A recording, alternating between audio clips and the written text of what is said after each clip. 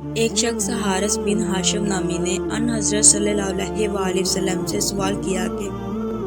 حضور پاک صلی اللہ علیہ وسلم آپ پر وحی کیسے نازل ہوتی ہے؟ آپ صلی اللہ علیہ وآلہ وسلم نے فرمایا کہ وحی نازل ہوتے وقت کبھی مجھ کو گھنٹی کی سی آواز محسوس ہوتی ہے اور وحی کی یہ کیفیت مجھ پر بہت شاق گزرتی ہے۔ جب یہ کیفیت ختم ہوتی ہے تو میرے دل و دماغ پر اس فرشتے کے ذریعے نازل شدہ وحی محفوظ ہو جاتی ہے، اور کسی وقت ایسا ہوتا ہے کہ فرشتہ انسان میرے پاس آتا ہے اور مجھ سے کلام کرتا ہے،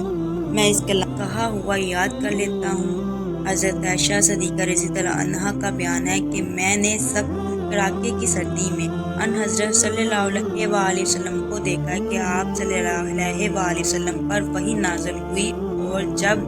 اس کا سلسلہ موقوف ہوا تو آپ صلی اللہ علیہ وآلہ وسلم کی پیشانی پسینے سے شابور تھی۔